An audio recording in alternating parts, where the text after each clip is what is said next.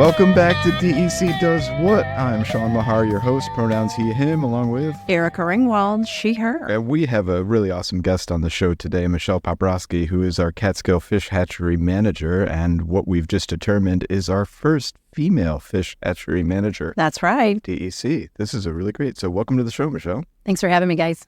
So, Michelle, what is a fish hatchery manager, and what do you actually do? Oh, goodness. It covers an entire scope of things that I do. So I run a facility that grows, cultures fish. We particularly raise brown trout at this facility, and I manage every aspect of it, from the food order to growing the fish to hiring the employees, maintaining the water system, keeping a fleet of vehicles up and running, maintaining the grounds of the facility. Well, I'm not necessarily out there maintaining, but being certain that the staff are maintaining the grounds of the facility. And that goes anywhere from mowing the lawn to the boiler heating system, the wells on site, the siding, the windows. But a big part of my job is maintaining the fish stock so that they are healthy and they are growing to the size that is desirable for anglers, and that we get them to the water so people can access them. So how long has the fish hatchery at Catskill been in existence? We've been in existence for just about 75 years. This particular facility was built in 1949.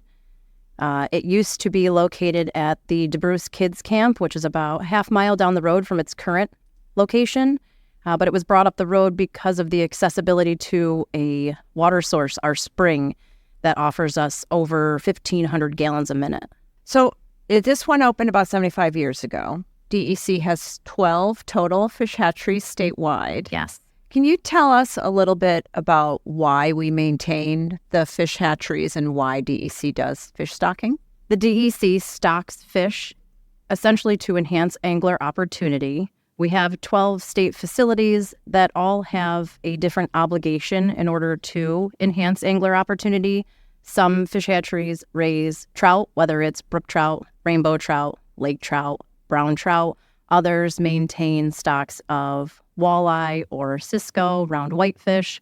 So there's a couple different things that we want to do in management. For trout, it's generally for angler opportunity. When it comes to some other species like walleye, it is essentially a grow and take fishery. So we're trying to put the fish out there, grow them up to a catchable size, and then have anglers harvest or catch and release if you choose to. And then we have other facilities where, like I said, raising the cisco or round whitefish, and those are for restoration purposes. So both those species were something that historically were in waters in New York State, but were overfished or habitat degradation led to their demise. So walk us through a little bit about what it takes to raise fish. And, obviously it's not something easy, I assume. It takes a lot of work. I mean, you walk through what it's like to manage a facility and all the different components that go into that. But the actual raising of the fish, like, what do you do? Do we just have big aquariums on this site, or where are the fish, and how do we do that work? So it's completely dictated upon the size of the fish. The smaller the fish, the smaller the rearing unit. So a rearing unit is nothing more than a vessel that holds water, and water maintains oxygen so that fish can live. So when the fish are first hatching, we keep them in a smaller rearing unit. Ours we just call troughs. That's pretty common across aquaculture facilities.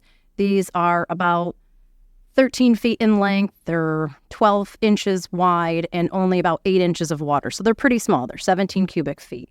We grow the fish in these rearing units until they're about 2 inches long, and then they've reached what we call carrying capacity. They've reached the amount of weight that can be in that rearing unit and still grow. That's the important thing about growing fish, is that if the rearing unit is too small, the fish will live, but you can continue to feed them and they will not grow. So they've got to move up in the next rearing unit size. So then we have raceways. These are quite a bit larger. They're about 40 feet in length and about 2 feet depth of water, 4 feet across. And that's where our fingerling fish continue to grow out until they're about 4 inches in size. And then we have much larger rearing units. These are 90 feet in length by 8 feet wide and 3 feet deep. So it's actually 1,475 cubic feet. So it's quite a bit of space. So that's the key thing in growing fish, is you have to give them the right amount of space to grow but you can't give them too much space either. Otherwise, you don't have competitive eating. You may have some fish that are very small that only eat when they absolutely have to, and then you have others that completely take over and get quite a bit larger than the others. And we're trying to grow uniform fish. The other big part about growing fish is water quality. Anybody who's going to have an aquaculture facility better have some pretty good water source before they put their place there. Otherwise, they're not going to have survivorship. So we're talking about the right water temperature, the right amount of water, so good flow, and not a lot of sediment load in the system either, because that can clog gills and cause problems. Or if your water temperature is too warm, there can be quite a bit of pathogens in there too that's going to cause problems. So you mentioned habitat degradation, and that was one of the reasons for DEC's fish hatcheries. Does New York have a hatchery success story or a species that we helped bring back to New York waters?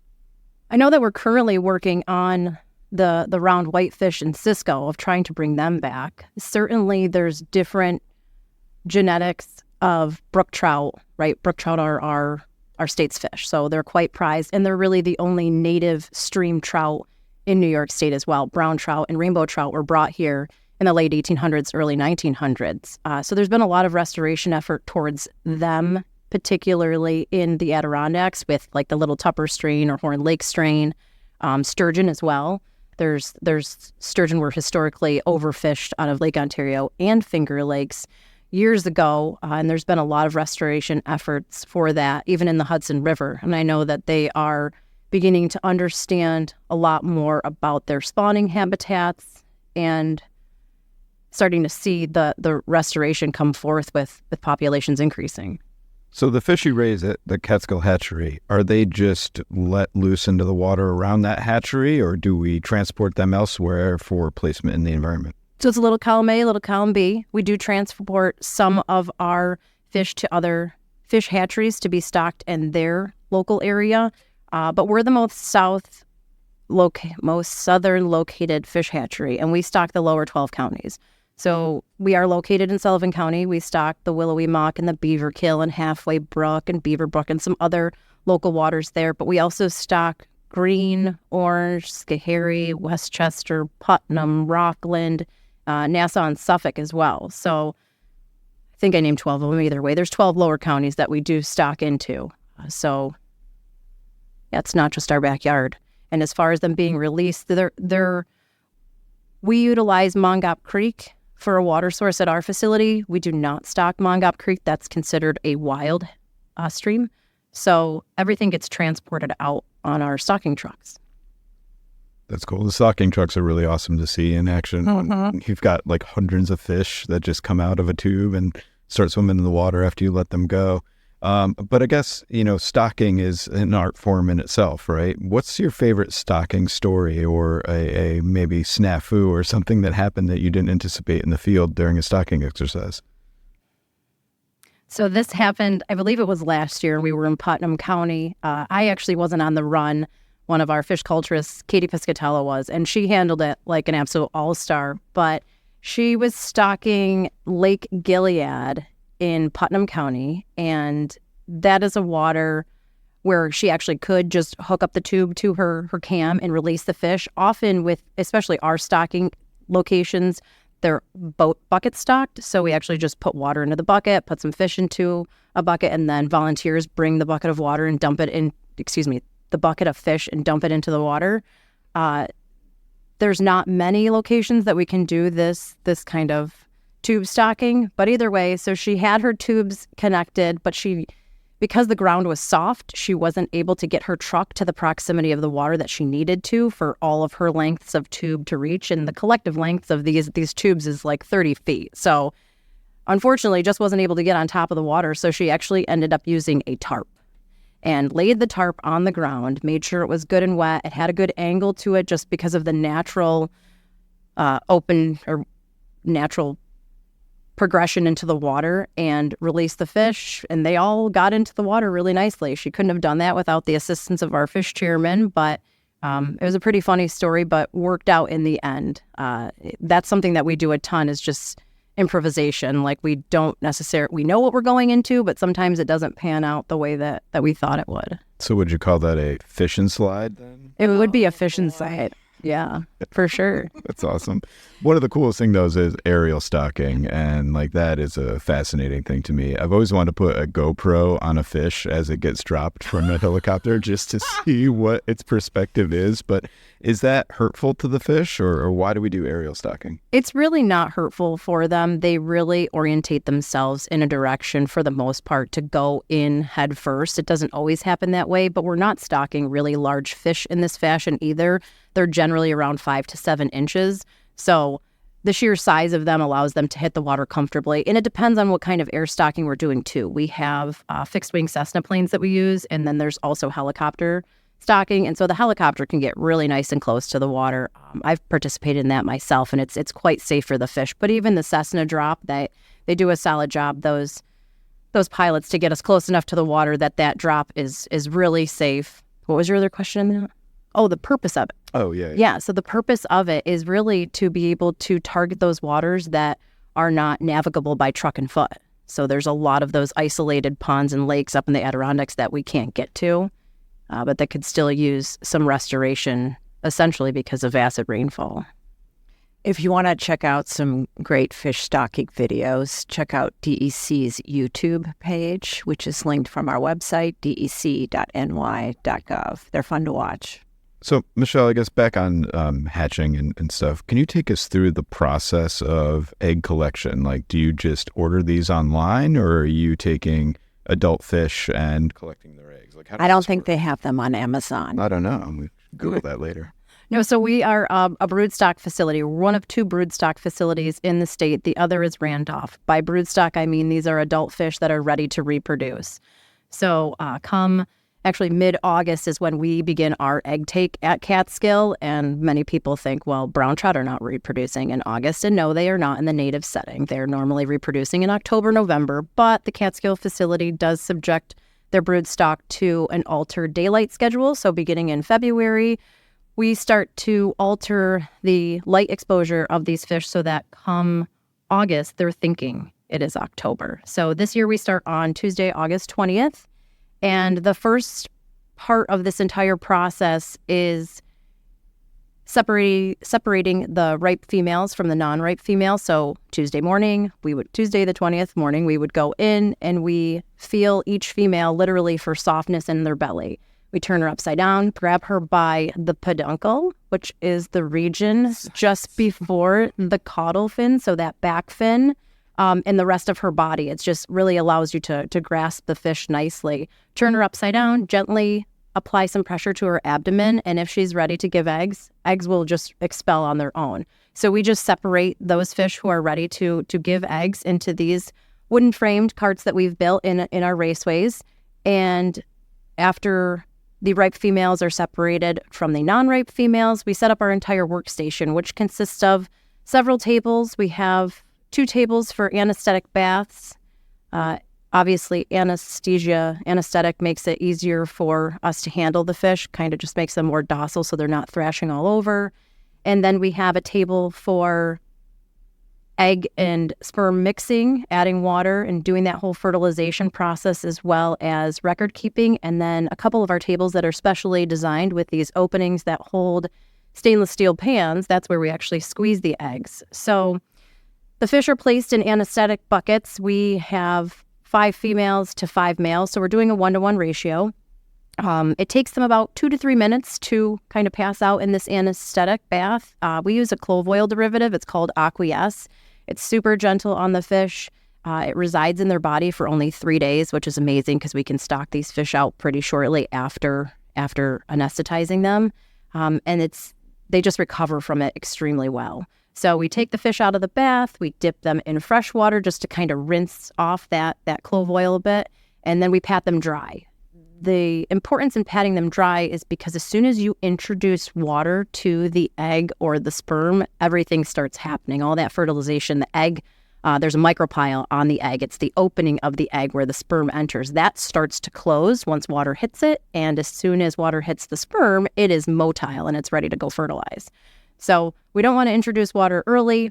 So once the fish is rinsed and patted dry, The culturist brings it over to the egg pan, gently depresses on the female's abdomen, releasing the eggs. Then she is returned to freshwater, our raceways, right? And then we squeeze 5 females, and then we go over to the males, same thing, rinse the clove oil off, then pat the fish dry, and then we squeeze the abdomen of the male, and the milt or sperm comes out of the male. We then bring it to the mixing table where all of the eggs from those 5 females have been collected. We pour the milt from the 5 males on top, and then we add water. Again, water's activating everything. It's just a gentle stir of the hand, and then we set that aside, and then fertilization has happened. All of the eggs get compiled into a couple different buckets. They get brought into the actual hatchery building because this entire egg take process is happening outside of our raceway units under some tents because we don't want sunlight to be directly onto the eggs. That can compromise their existence. So the eggs come into the building. We go through an iodine bath, which is a disinfecting process. They hang out in there for a little over an hour. Then we rinse them off and we count them. Once they are counted, then I can know how many there are, which is obviously important. And wait, you count each of the individual little eggs? We have a method for this because Wait, how big are they? they're pretty small. They're probably the size of your fingernail. We count them by a method called Von Baer. Von Baer was this brilliant guy who did a lot of counting back in the 1800s.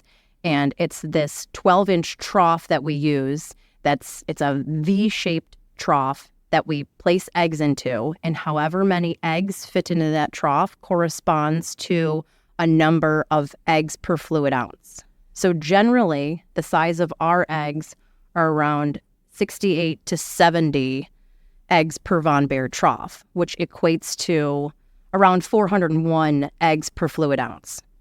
So if I put 30 ounces into a cup, I know 30 times 401 is how many eggs are in that cup. Amazing. That is amazing. Yeah. So these eggs, once they're disinfected, as I'm counting them, I put them into heat stack incubators, which are pretty common used devices in rearing salmonids. And they just allow for water to flow through and keep the eggs alive until they become eyed. Quite honestly, that's how we can tell if they're fertilized or not. They develop their eyes first and we can see them. So can people watch these egg takes, or is your hatchery open to the public generally? Yes. So our hatchery is open every day of the week, even Christmas, 8 to 3 p.m. So yeah, and where this entire egg take is going on outside of our raceway units is totally open and exposed to the public. We do have people come and watch. So if anybody's available on Tuesday, August 20th, come on out, and then Mark your subsequent calendars. Tuesdays after. Well, I think Miss Erica may be joining you on the 20th. Oh, yeah. I'm sure it's on her calendar. It's great. Check it out. Because, well, I've done the walleye egg take at the Oneida Hatchery, and that was a really fun experience. And, get your hands on grabbing these fish, like watching this process happen, and then watching your expertise play out in all these complex calculations that are happening behind the scenes, but all you see is someone stirring a pot and moving things through. And like, here you are, though, you've got to get it right in order to do it right. So does it hurt the fish? It doesn't hurt the fish. No, everybody it becomes well-trained and experienced in handling these fish. And certainly the anesthetic prevents them from having any real kind of like jerking motions and trying to fight us. So they become quite docile. Our survivorship since we started using this clove oil derivative aqueous is over 95%. So these fish after, it's incredible. These fish after they are squeezed, spawned, their eggs are released, their milt is released, they do get put into the local streams. Really come Friday is when we can stock them. So is that week in August, is that your busiest time of year? No, it's really not, because egg take is only one day a week. Our busiest time of year is really winter. And that's any time between, I would say, November into February, simply because we have eggs that are hatching, and we'll have about 600,000 eggs, and hatching fish just make a mess. They have the shuck from the egg. You have any debris that's come through the water, and then you have anything that has died. The yolk sac that is on the fish, that's their food source, that their first food source that they come with when they hatch. If that fish has died, that yolk sac can just sit on the bottom of a trough and just fungus overnight, and that creates quite a problem because the fungus particles are quite small, and they can get onto other fish and cause problems. So we have this pretty tenacious egg and sac fry care. And then you have about 300,000 fish outside that are approaching the 9-inch size. And we have a couple different year classes of brood fish that amounts to about 2,500 fish. And then we have snow removal. So there's all sorts of different things going on in the winter that egg takes a cakewalk. Is predation an issue at your hatcheries? Yes, it is an issue for certain. Our hatchery is really beautiful. It's outside. It's exposed to all the elements. The creek is just running down the east side of it, and it's quite pristine. We're in the mountains. However, we're completely open to eagles, heron, mink, raccoon. It's kind of an open feast at times. So what are some of the steps we take to protect our stock as we're breeding them? So we have bird netting that we put on the side, on the pond wall side, that is about 18 inches in height. It literally surrounds the entire pond. We put that up the time of year when great blue herons are around because they're a wading bird. So by putting that netting up, it prevents them from hanging out on our pond walls and just devastating the population. There are some things like grackles, which are just a black bird that you really cannot prevent from coming in and over the top. That's pretty much the most of that we can do right now. So, Erica, did you know that Michelle has been named one of the most recent top 10 under 40 by Hatchery International Fish Hatchery managers? Incredible. Congratulations. Thank you. So, Michelle, how does one become a fish hatchery manager or get involved in fish hatchery? Like, what was your career pathway to come to DEC? So I went to community college to start my interest in my career. I didn't know exactly what I wanted to be, but I knew I wanted to do something with the environment, and I always had an interest in fisheries as a whole.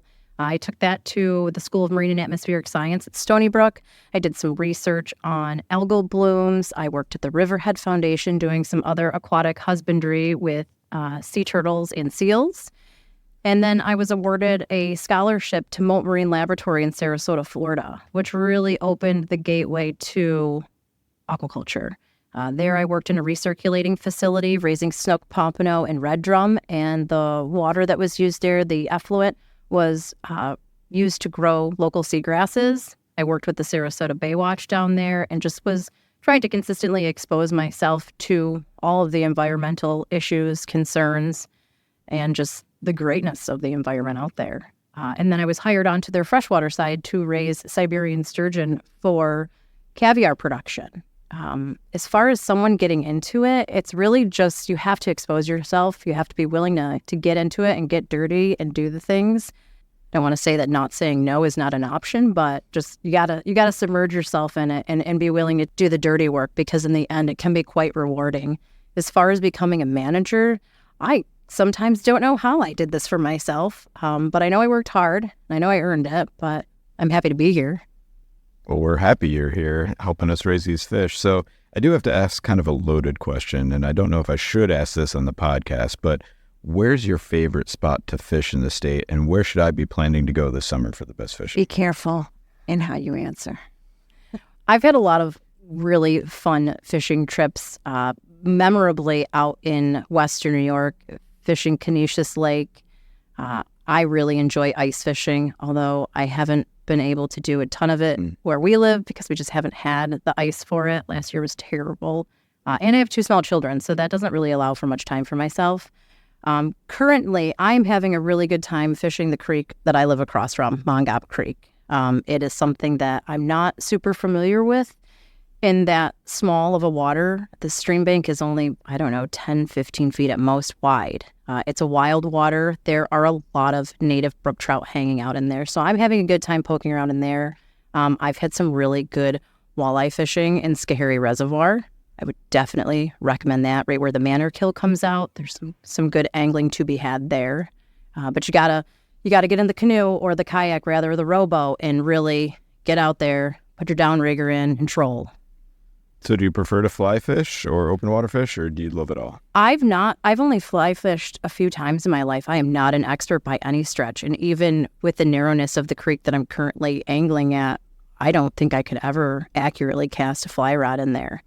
For me, fly fishing would be more on like the Beaver Killer Willow in local waters.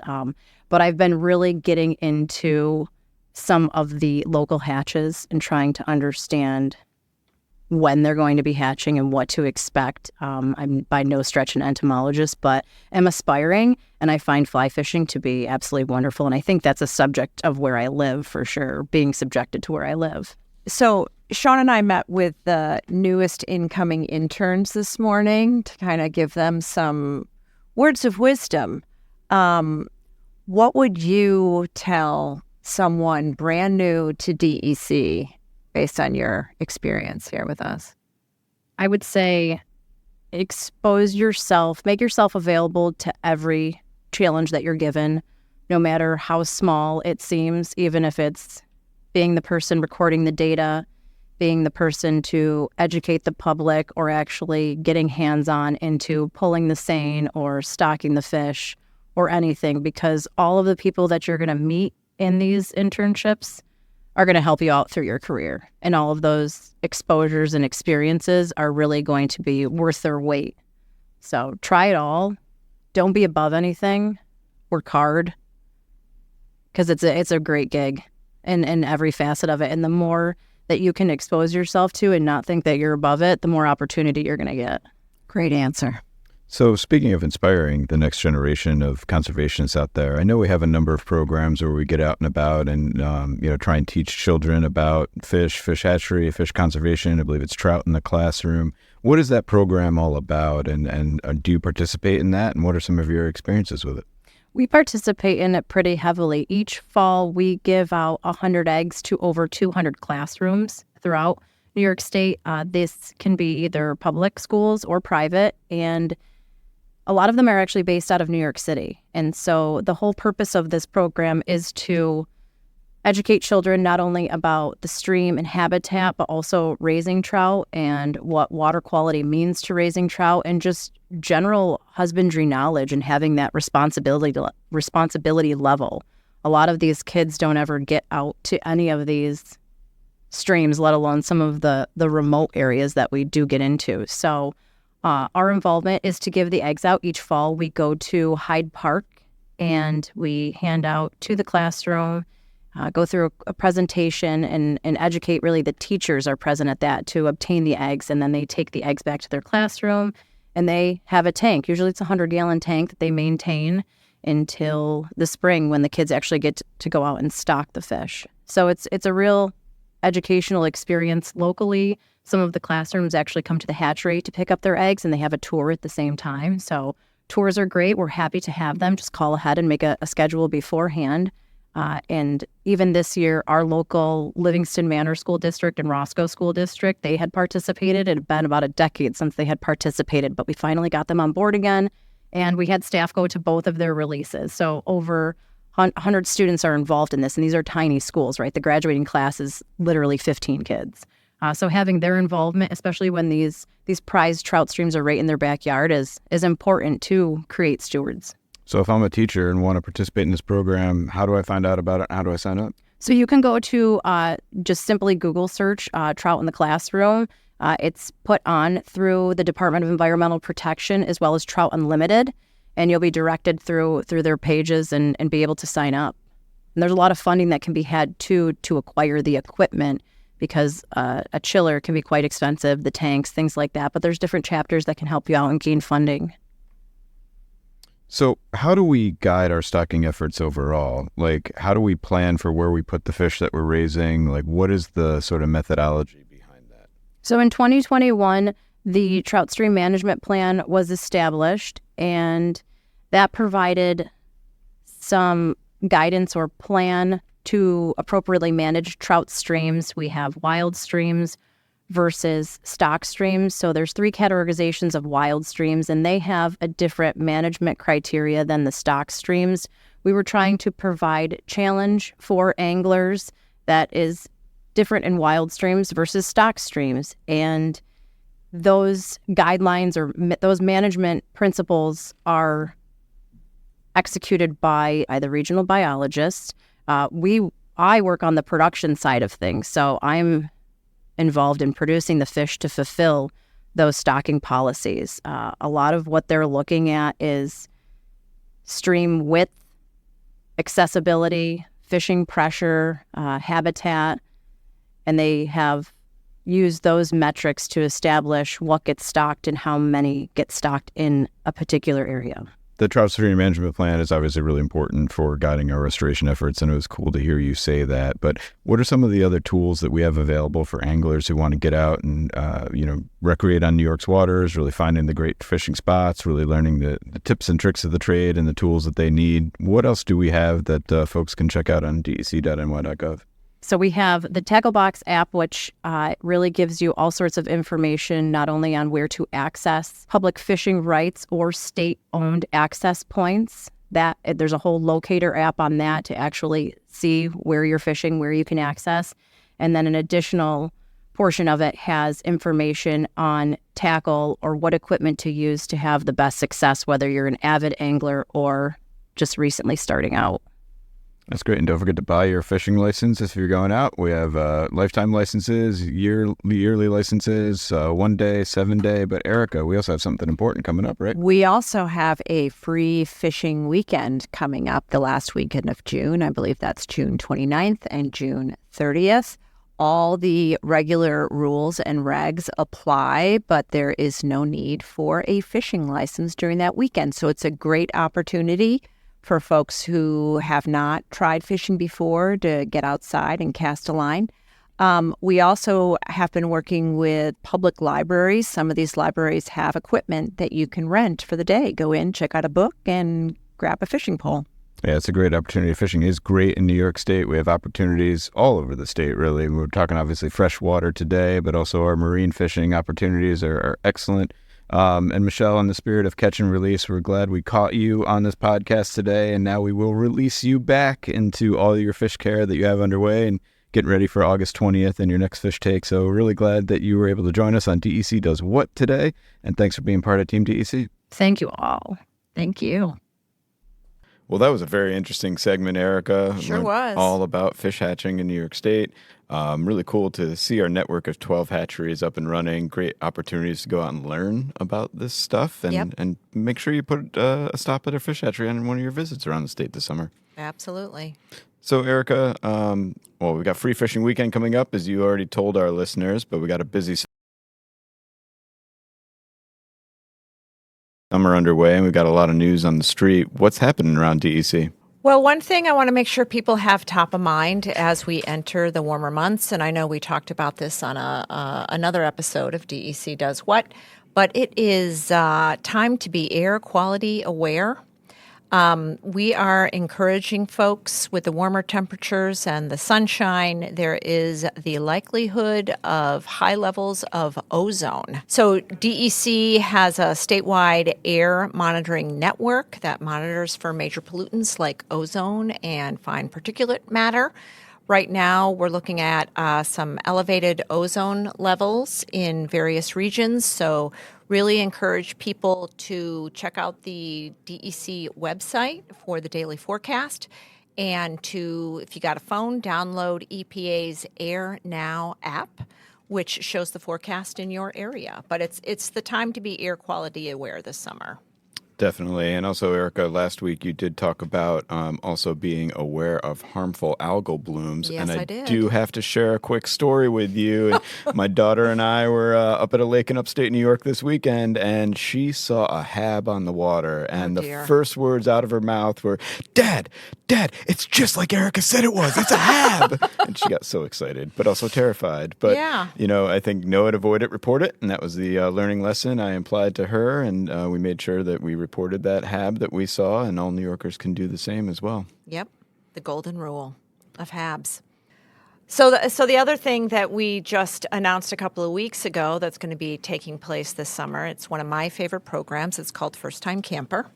We announced the lottery for this program, and over 7 weekends this summer, DEC does a program called First Time Camper, and basically for folks who don't have the resources to invest in a tent and all the other gear you need to go camping, we provide that. And it's a great way to check out camping and see if you like it.